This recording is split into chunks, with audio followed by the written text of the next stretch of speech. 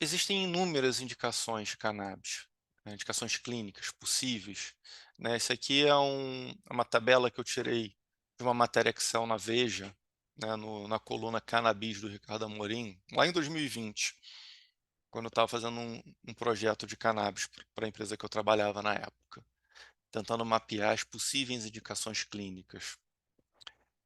E a primeira coisa que a gente faz quando a gente quer ver as indicações clínicas e preparar um estudo tá, mas para que eu vou usar isso? Né? Qual é o mercado? Quantas pessoas podem se beneficiar? Então, a gente tem que entender qual é a incidência de uma condição sobre uma população. Então, falando um pouquinho de Brasil, a gente vê aqui, dentro dessas indicações, que existem indícios do uso da cannabis. A gente encontra dor crônica, insônia, enxaqueca, estresse pós-traumático, ansiedade, enfim, muitos itens que a cannabis pode ser utilizada. Mas são indícios. A gente não tem comprovações para todos eles. Que hoje a gente tem provas robustas reconhecidas mundialmente, são para epilepsia, para esclerose múltipla. A epilepsia foi o caso que deu visibilidade à cannabis no Brasil, lá em 2014 e 2015, que foi o anseio popular, a pressão popular sobre a Anvisa e o governo, que permitiu essas regras de autorização para importação individual. Hoje se tinha essa comprovação do uso em epilepsia. Porém, não existia nenhum medicamento no país para isso. E a esclerose múltipla, um medicamento que vai ser registrado no Brasil depois, a gente vai ver aqui um pouquinho mais à frente, que ele fez um estudo clínico robusto que comprova que a utilização de um determinado extrato, um medicamento à base de 2 extratos de cannabis, com proporções idênticas de CBD e THC, tem um papel adjuvante no tratamento da esclerose múltipla, reduzindo os espasmos musculares e a dor que as pessoas com essa condição enfrentam. Então, hoje, a gente carece de comprovações científicas robustas. A gente tem muitos indícios, muitos relatos de caso, mas juntar provas, documentos padronizados em ambiente controlado ainda falta muito. E aí é que está a importância dos estudos clínicos. É. Falando aqui dos 2 medicamentos que já existem hoje no mundo, um é o Pidiolex, que ele é um produto de canabidiol isolado. No Brasil ele ainda não está registrado, mas a gente tem outras opções de produtos através da resolução 327 de autorização sanitária. E também temos o Sativex, que no Brasil é registrado sob o nome Mevatil, né? É registrado pela Ipsen Pharma. É um produto que tem aí 27 miligramas por ml de THC por 25 miligramas por ml de canabidiol. Então é uma proporção de 1 para 1. E esse é o nosso cenário. São 30 produtos com autorização sanitárias hoje no site da Anvisa. Então, se você entrar no site consultas.anvisa.gov.br e acessar a seção de cannabis, vocês podem consultar todos os produtos que estão disponíveis no país e as empresas que detêm essas autorizações. Apesar de aparecerem 30 produtos e 16 empresas, muitos produtos se repetem, né? Você vai ter empresas que registraram com processos diferentes, produtos que apenas mudam a concentração. E se a gente entrar em mais detalhes, né, indo no detalhe de cada produto desse, a gente vai ver que a mesma empresa, quer dizer, empresas diferentes aqui no Brasil, concorrentes, possuem um produto que é produzido no exterior pela mesma empresa. Então, você vai ter um produto que é produzido na Colômbia, distribuído para várias dessas empresas aqui, recebendo nomes diferentes no Brasil. Você vai ter produtos feitos na Europa em várias dessas empresas. Então, ao invés de 30, provavelmente a gente vai ter produtos distintos na casa de uns 10 a 15. E eles ainda se diferenciam por uma outra classificação, entre fitoterápicos e fitofármacos. Isso vai ter a ver com um grau de purificação que eles passam.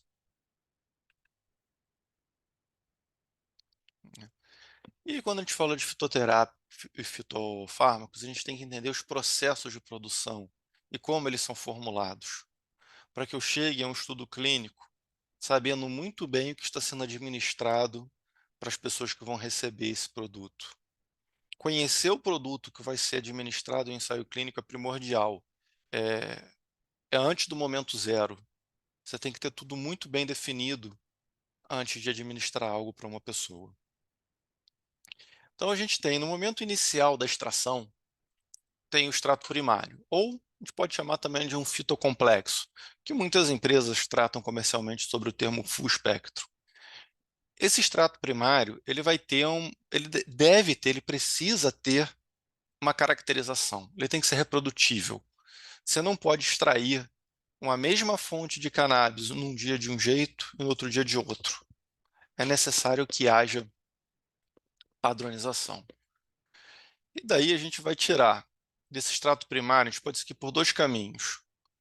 Um processo de concentração, onde a gente vai dar preferência a determinados compostos, como CBD e THC, que são os mais comuns, mas também pode ter uma preferência pelo CBG, CBN ou outros, dependendo do objetivo que é esperado desse produto, ou seguir por um processo de isolamento, onde a gente purifica e isola um fitofármaco, né? E dependendo do caminho que a gente siga, a gente vai cair em processos de registro de medicamentos distintos. Se trabalhar com fitocomplexo, a gente vai ter um fitoterápico. Se a gente trabalhar com um produto isolado ou um produto altamente purificado, a gente vai estar trabalhando com fitofármaco. E aí, pela resolução brasileira, podem mudar os requisitos, tanto para o registro quanto para o estudo clínico e para as garantias de segurança e eficácia. Então, deve ter uma dúvida que deve ter surgido, que é muito comum, que é, tá, e quando é que é fitoterápico e quando é que é fitofármaco? A resposta boa é que a gente tem muita documentação que a gente pode seguir. A resposta ruim é que não existe uma definição sobre isso. Vai caber da interpretação da agência sanitária. E para isso, para ajudar nessa definição, existem guias e orientações emitidos pela Anvisa. Está aqui a referência para vocês. A Anvisa também cita, né, um documento de reflexão da Agência Europeia de Medicamentos para a definição de quando um preparado purificado é um extrato e quando ele é um fitoterápico, quando o extrato é um fitoterápico e quando ele é um fitofármaco. E nesse guia da Anvisa, ela também deixa vários exemplos de quando é uma situação e quando é outra, né? Casos reais para que você possa traçar um paralelo. Mas, via de regra, quando se concentra um extrato primário a mais de 70% em um determinado componente, ele vai ser considerado um fitofármaco. Porém, isso não é avaliado isoladamente. Os métodos para obtenção e purificação desse produto também são considerados. Então, assim, é abstrato, não existe uma regra fixa, mas existem guias. Mas por que a gente fala tanto de segurança, toxicologia, eficácia? Aqui alguns exemplos que valem a pena, né? Não sei quanto vocês já sabem, mas THC ele pode deflagrar casos de esquizofrenia em pessoas. Às vezes a pessoa nem sabe que é esquizofrênica, nem sabia que tinha um caso na família, mas o uso de THC pode acordar essa condição que está latente ali. Ou uma pessoa que tenha conhecimento de esquizofrenia na família, ou já tenha tido um surto, pode vir a ter outro com a administração do THC. Então, conhecer o THC numa composição de um medicamento é essencial. Conhecer os outros fitocannabinoides também. É, em 2019, entre 2019 e 2021, teve um outro fitocannabinoide que foi identificado, chamado tetraído-canabifirol. Ele é 30 vezes mais potente que o THC. Ele é um primo mais forte, parrudo do THC. Então, o perigo de uma pessoa ter contato com isso. E ele ainda não é um fitocannabinoide que é usualmente dosado. Até porque as variedades de planta que a gente usa normalmente não possuem altas concentrações dele. mas nada impede que agora que você tem conhecimento da existência dele, espécies de plantas venham a ser selecionadas, hibridizadas para que tenha esse foco nesse outro fitocannabinoide. Além disso, a gente pensa, CBD é tranquilo, faço de CBD um produto de CBD isolado, ele é completamente seguro, ninguém morre, ninguém tem, não tem histórico de pessoas que tiveram dose aguda com CBD, né? Ninguém teve intoxicação aguda com CBD. Ok, mas não é só morte que a gente tem que olhar quando está desenhando o estudo clínico, conhecer o nosso produto, a gente tem que conhecer a farmacologia desse componente no nosso organismo. Então, o CBD, quando for administrado em doses mais altas, ele vai ter efeito sobre uma enzima hepática. Não vou aqui tentar citar essa sigla, mas ele influencia na nosso metabolismo, principalmente para medicamentos como recaptação de serotonina. Um exemplo de medicamento é a fluoxetina, muito utilizado em pessoas que podem estar passando por quadros de depressão ou outros transtornos psicossomáticos. Antidepressivos, antipsicóticos e até medicamentos mais usuais do dia a dia, como beta-bloqueadores. Aqui um exemplo, atenolol, né? Uma boa parte da população brasileira usa algum tipo de medicamento para controlar a pressão e a frequência cardíaca. As doenças, né, de fundo cardiovascular são extremamente prevalentes na população mundial. E é importante saber desse uso, né, desse efeito do canabidiol, bem como ele pode ter efeito sobre o omeprazol e a risperidona, que são outros tipos de medicamento muito comuns no mercado. Cabe ainda aqui destacar que não é só apenas sobre os fitocannabinoides que a gente tem que ter atenção. Quando a gente está produzindo um medicamento, existem vários métodos de extração, né? O professor de segunda-feira apresentou bem isso, vários métodos, né? Existem vários tipos de solventes que podem ser utilizados. Em um exemplo, é óbvio que pode parecer estranho alguém usar hexano para fazer uma extração de canabidiol ou de qualquer fração de produto de cannabis de uso medicinal. Mas o uso de hexano na indústria farmoquímica não é estranho, ele é comum. E pode sim ser utilizado para extração de produtos de cannabis. Não sei se alguma empresa comercial hoje usa, mas se utilizar, tem que ter todo o cuidado de demonstrar que o produto obtido é livre de hexano. A gente não quer uma substância carcinogênica, né, sendo administrada nas pessoas.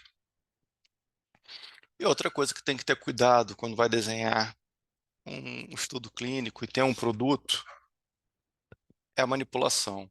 Quando um produto esquenta, seja durante o processo, que ele possa chegar a temperaturas de 60, 80 graus, 120, ou até mesmo mantido sob temperaturas de 40 graus, seja no estoque, dentro de um caminhão e tudo mais, você pode ter a conversão de formas ácidas de fitocannabinoides e alterar o padrão fitoquímico do seu extrato ou do seu produto final.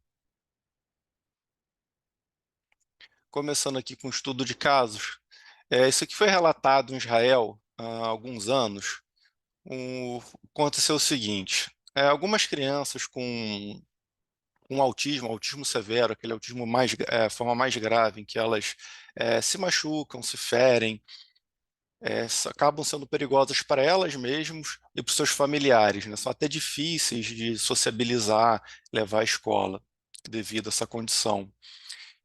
E tiveram uma ideia, bem, havia indícios que o uso da cannabis poderia ser útil para tratar essa forma de autismo mais grave.